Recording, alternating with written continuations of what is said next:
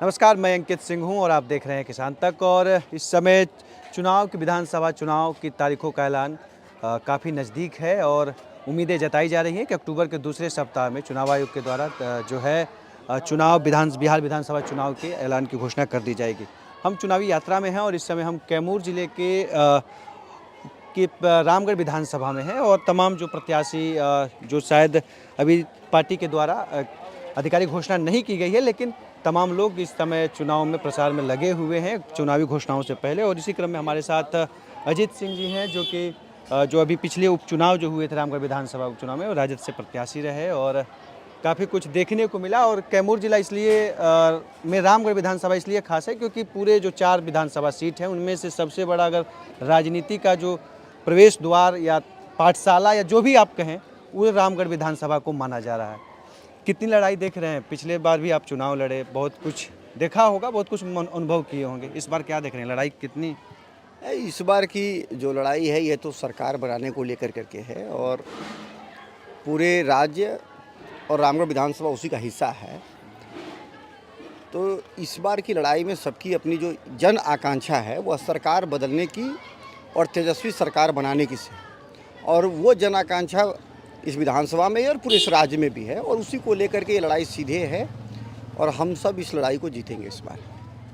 क्या देख रहे हैं, कितनी व्यस्तता है, तमाम मुद्दे कौन से रहने वाले हैं? चूँकि जिस तरह से हमने देखा पिछला कुछ नतीजों में देख रहे हैं हम लोग कि जो पार्टियां भाजपा और आरजेडी सेकेंड या फर्स्ट पे रहती थी आगे पीछे, लेकिन इस बार दोनों में से कभी भाजपा तीसरे नंबर पे देखा गया था। जब 2000 चुनाव हुआ था, पिछले विधानसभा चुनाव हुए थे, उसमें फिर इस बार उपचुनाव में आरजेडी तीसरे नंबर पे थी। ये जो बीच वाली जो कहानी आ रही है, बसपा कहीं ना कहीं दिख रहा है एक माहौल, और काफ़ी वोटों का अंतराल जो है वो काफ़ी कम दिख रहा है। क्या लगता है कि कितना ये प्रभाव डाल रहा है? दो बात है। पहले बात जान लीजिए कि पहले बहुजन समाज पार्टी जो है दूसरे नंबर पे ये लगातार रहा है, कोई नई बात ये नहीं है। और तो इस बार भी ये कोई नई बात नहीं हुई। बीएसपी जातीय समीकरण पे ये चुनावी लड़ाई लड़ते आई है इस रामगढ़ और इस ज़िले के अंदर, बहुत समय से चलते आ रहा है। तो कभी कभी उसकी जातीय समीकरण जो है वो थोड़ा फिट बैठ जाता है, कभी नहीं बैठता है, तो भी वो सेकंड के ही इर्द गिर्द में रहता है। तो कोई आश्चर्यजनक बात नहीं है। और जातीय भावनाओं को बाहर कर के उपचुनाव का एक माहौल जो होता है कि इसमें किसी की सरकार बननी नहीं है, बिगड़नी नहीं है, कोई वैचारिक प्रतिबद्धता की लड़ाई नहीं थी, तो उसका लाभ लेकर के ज़रूर वोट उसको ज़्यादा इस बार मिला था। लेकिन ऐसा पहले भी हो चुका है। बीएसपी जो है 2009 2014 के भी लोकसभा में उसका रामगढ़ विधानसभा के अंदर प्रदर्शन जो है काफ़ी अच्छा था। तो जातीय समीकरण पे ऐसा नहीं है कि ये पहली बार हुआ है, पहले भी हुआ है और इस बार भी हुआ है। यादव जब आते हैं प्रत्याशी तो कुछ ज़्यादा दिखता है माहौल एक अलग तरह से, तो कहीं ना कहीं ये क्षेत्रीय जातिवाद ज़्यादा हावी हो जाता है क्या?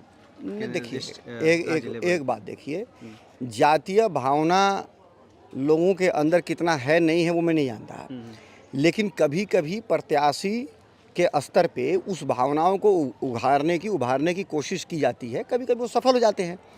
तो हम किसी जाति के ऊपर हम व्यक्तिगत टिप्पणी नहीं कर सकते और लोकतंत्र में करना भी नहीं चाहिए। लेकिन प्रत्याशी और नेता जो होते हैं वो अपना करते हैं, खिचड़ी पकाते हैं, कभी पक जाती है, कभी नहीं पकती है, कभी पकी रह जाती है। पिछली बार पक गई थी, इस बार तो पकी रह जाएगी, सारे लोग जानते हैं। अजीत सिंह की पहचान में अगर एक पूछा जाए तो चूँकि आपके फैमिली बैकग्राउंड भी, पिताजी प्रदेश अध्यक्ष रामगढ़ विधानसभा से लगातार कई बार विधायक रहे, मंत्री रहे, सांसद भी रहे, आपके जो सुधाकर सिंह बक्सर से सांसद भी हैं, तो बहुत चीज़ें हैं। तो अजीत सिंह की अपनी पहचान क्या है? अजीत सिंह किस पहचान के साथ जनता के बीच में पहुँच रहे हैं? देखिए, अजीत पिछले 16 सालों से एकमात्र इस इलाके के नेता हैं जो समाज के अंतिम पंक्ति पर बैठे हुए व्यक्ति की समस्या के निदान हेतु लगातार सरकारी कार्यालयों में जाने और आने का काम, लड़ाई लड़ने का काम किए हैं।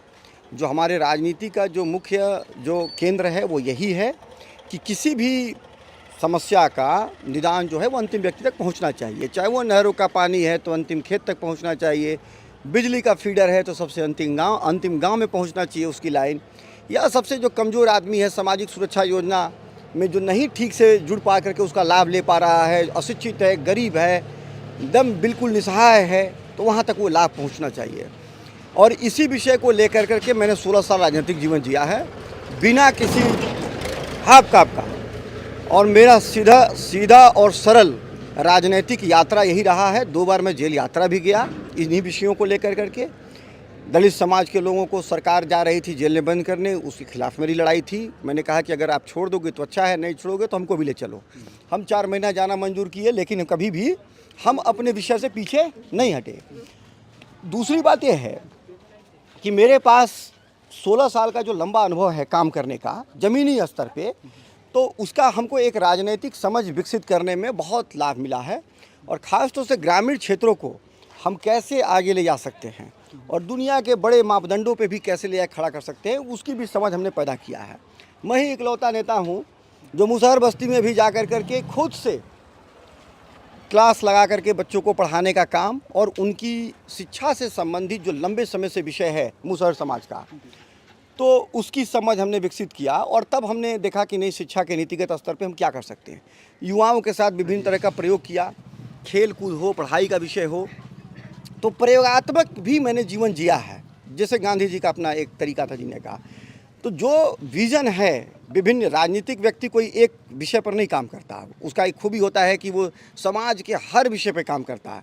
और जब तक आपने प्रयोग नहीं किया है विभिन्न विषयों पे, समस्याओं पे, तो आपके पास अपना कोई विज़न नहीं हो सकता। तो ये अजीत कुमार की पहचान यही है कि सभी विषयों पर उनकी अपनी व्यक्तिगत और जेन्युइन समझ है। कैमूर जिला कृषि प्रधान जिले के तौर पे है और धान का कटोरा भी कहा जाता है। लेकिन पिछले दिनों मुख्यमंत्री का भी कैमूर में आगमन हुआ। जमनिया कैनाल जो है पाइपलाइन जोड़ने का जो बातें तमाम हुई, तो एक नाम भी आप सुन भी रहे होंगे। और कहीं ना कहीं जब जगदानंद सिंह मंत्री थे और विधायक लगातार थे, तो बिजलिया बाबा के तौर पे जो बिजली की जो ज़रूरतें थी, काफ़ी उनके लिए माना जाता था कि बिजली के काम में बड़ा परफेक्ट है। और बिजली को लेके पूरे विधानसभा में जगमगाहट रहती थी, चर्चाओं में भी था।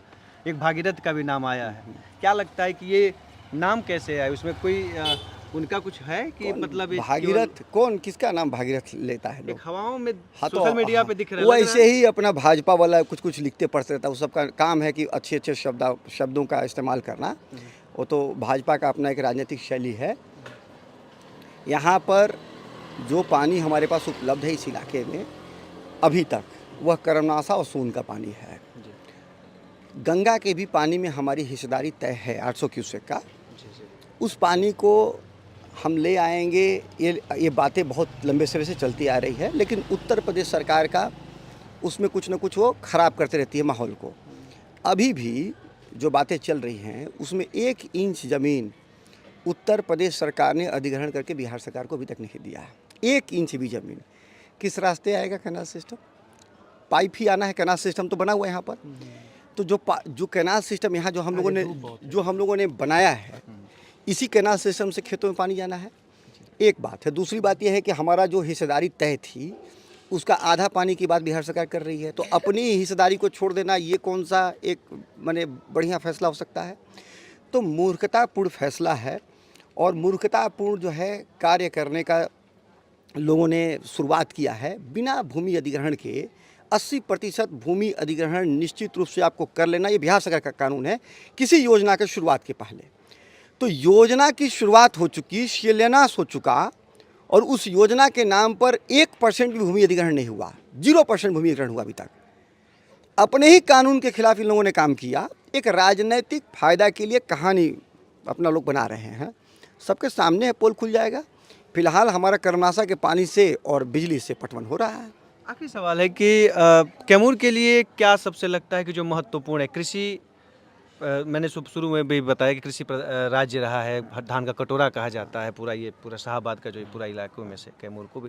तो कैमूर के लिए क्या कुछ है कृषि को लेकर और किसानों के लिए क्या सोच रहे हैं? देखिए एक बात, कैमूर या पूरे बिहार के लिए या किसी भी भौगोलिक क्षेत्र का अपना एक आमदनी होता है और खर्चा होता है। यही ना हमारी सारी बात उसी में ना आती है। हमारे पास आपने कहा कृषि प्रधान, हमारी आमदनी वही एक जरिया है। लेकिन फिर हम आगे कैसे बढ़ सकते हैं? जो चीज़ पे बहुत सारे लोग का बहुत तरह का बात है कि बिहार में फैक्ट्री नहीं लग सकते, ये वो तमाम तरह की बातें। हम कह कुछ हो सकता है, नहीं हो सकता है। एक चीज़ हमारे पास है जिसकी खेती करने की ज़रूरत हम सबको है गंभीरता से, कैमूर सहित पूरे राज्य में, वो है हमारे पास मानव संसाधन। अगर हम इसके ऊपर काम करें, इसके ऊपर निवेश करें, तो बिहार कभी गरीब नहीं रह जाएगा, देश के गरीब राज्य में आ जाएगा। और मानव संसाधन में भी अगर आप देखेंगे तो बड़ी समस्या ये है कि फैक्ट्री तो आप 1 साल में बना सकते हैं, अरबों खरबों है तो, लेकिन ये 1 साल में नहीं बनता। इसकी निर्माण की अवधि 20 साल करीब शुरुआत से लेकर के, इसको लेकर करके फैसला लेने की ज़रूरत है। और सबसे ज़्यादा राज्य का संसाधन खर्च करने की ज़रूरत वहीं पे है। हम अगले 20 साल में दुनिया के सबसे अग्रणी राज्यों में आएंगे, सिर्फ हिंदुस्तान में नहीं, बशर्ते हम इस मानव संसाधन का सही इस्तेमाल करें। दुनिया का सबसे ज़्यादा युवा आबादी इसी राज्य में है। और युवा छोड़ दीजिए, जो बच्चे जो हमारे पीछे से आ रहे हैं, अगले 20 साल 30 साल में भी हम इसी रूप में रहेंगे आगे। हम उसके ऊपर काम आज ही से शुरू कर सकते हैं, तो क्यों नहीं शुरू कर रहे हैं? सरकार का साधन संसाधन वहाँ क्यों नहीं खर्च हो रहा है? हम तमाम बातें कर रहे हैं, लेकिन हम वहाँ क्यों नहीं बातें कर रहे हैं? हम अपने प्राइमरी एजुकेशन से लेके उच्च शिक्षा तक के पूरे सिस्टम को सुदृढ़ करेंगे। एक दिशा है हमारा आगे बढ़ने का। दूसरा दिशा ये है कि वर्तमान की हमारी आवश्यकता वो हमारी खेती बाड़ी है। हम उसके ऊपर जितना निवेश कर सकते हैं वो करें। सरकार गंभीर हो, FPO बन रहा है, बड़ी भारी संख्या में बनाने की ज़रूरत है। सब्सिडाइज रेट पर कृषि से संबंधित विभिन्न तरह के उद्योग और टेक्नोलॉजी का इन्वेस्टमेंट की ज़रूरत है। किसान बेहाल है, ये बात सत्य है। खाद भी कालाबाजारी से उसको मिलना है, किसान का रसीद कटवाना है तो भी उसमें भी घूस देना है, दाखिल खारिज करवाना है तो भी घूस देना है। सबसे बदहाल कौम इस राज्य का किसान है। किसानों के ऊपर सरकार का भी ध्यान नहीं है, शासन प्रशासन का भी, बल्कि वो दोहन के जरिया हैं। अपने खेत में मोटरसाइकिल लेके जाता है तो भी पुलिस पैसा वसूल लेती है उससे। ये स्थिति है किसानों की। हमको किसान को इन सभी अन्याय और अत्याचार से मुक्ति कराना है, सही दाम पे उसके फसल को बिकवा देना है, और साथ में उससे संबंधित जो उद्योग हैं वो हेवी इन्वेस्टमेंट ले आना है। हम इसी 2 रणनीति पे चाहते हैं कि कैमूर सहित इस राज्य में काम हो, तभी हम आगे बढ़ेंगे। किसान के साथ भी न्याय होगा और किसान पुत्रों के साथ भी न्याय होगा। और दूसरा तीसरा कोई रास्ता नहीं है। 12,000 रुपया की नौकरी चाहे बिहार में हो चाहे बिहार की बाहर हो, वो कोई शोभा नहीं देता है वो चीज़, उससे कोई फ़र्क नहीं दुनिया में पड़ना है। सवालों में यह है कि टिकट का क्या अभी कुछ कंफर्म हुआ है या नहीं, अभी टिकट को लेकर करके पार्टी फैसला लेगी। अभी कुछ हम चर्चाएं हैं? हम पार्टी में रहे तो अंबिका यादव जी भी टिकट लेके आए तो उनका हम प्रचार किए हैं और जम के प्रचार किए हैं, जिताए हैं। जो आएगा, जिसको टिकट देगा उसके साथ हम लोग लग जाएंगे। अजीत सिंह के साथ एक, चूँकि हम लोग भी घूम रहे हैं, तो एक परिवारवाद की एक चीज़ें कहीं ना कहीं लगाया जाता है। आरोप भी आप पे लगातार कि पिता चूँकि अध्यक्ष रहे, भाई सांसद हैं, तो अजीत जी विधायकी के चुनाव में दावेदारी कर रहे हैं, तो परिवारवाद को आप मानते हैं? सवाल देखिए, सवाल यह है कि निश्चित रूप से मैं कोई दिल्ली से आकर के राजनीति नहीं कर रहा हूँ। मैंने कहा कि 16 साल से मैं कार्यकर्ता का जीवन जीते हुए राजनीति कर रहा हूँ।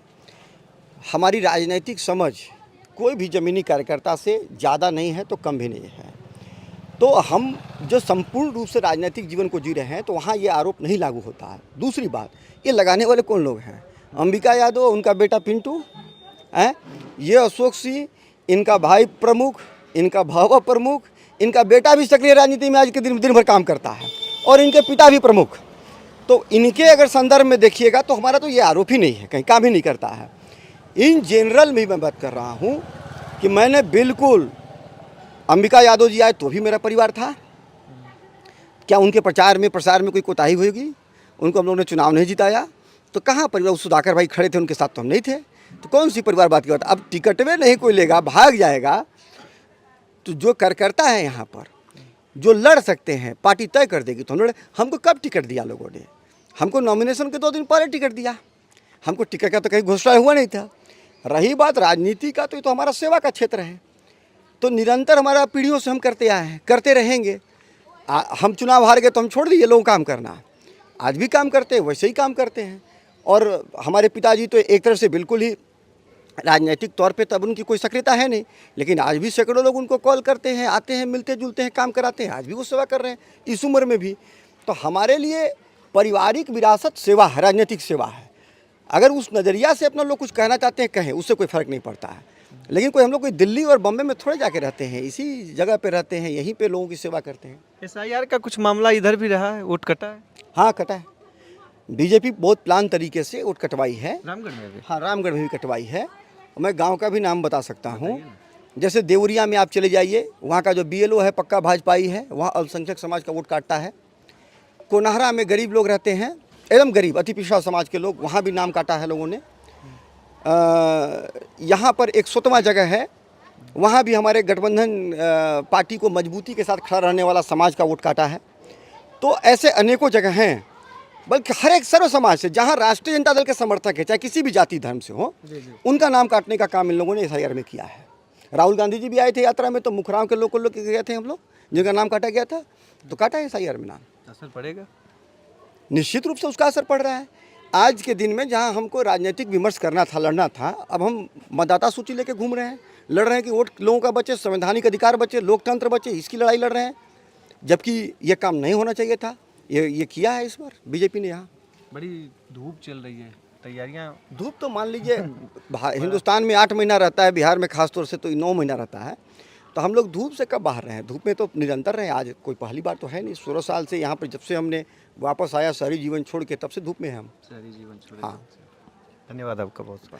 तो ये थे अजीत सिंह, और भी लोगों से मिलेंगे, जानेंगे कि क्या कुछ उनकी इच्छाएं हैं। रामगढ़ विधानसभा के जो प्रत्याशी तमाम अलग अलग पार्टियों से हैं, और जो विभिन्न पार्टियों के जो प्रत्याशी हैं जो अपनी दावेदारी कर रहे हैं, वैसे भी लोगों से मिलेंगे, जानेंगे कि उनके भी क्या मुद्दे हैं और क्या कुछ रामगढ़ या कैमूर तमाम जिलों को ले, अपने जिलों को लेकर, अपने विधानसभा को लेकर क्या कुछ सोच रहे हैं। तो अभी के लिए आज अजीत सिंह थे, फिर कल किसी और भी हम जो है अन्य पार्टी के प्रत्याशी तमाम लोगों से मिलने के प्रयास करेंगे। अभी के लिए इतना ही, दीजिए इजाजत, नमस्कार। अगर ये वीडियो आपको पसंद आया है तो इसे लाइक ज़रूर करें। अगर चैनल अभी तक सब्सक्राइब नहीं किया है तो कर लें, और नोटिफिकेशन पाने के लिए बेल आइकन भी दबा दें।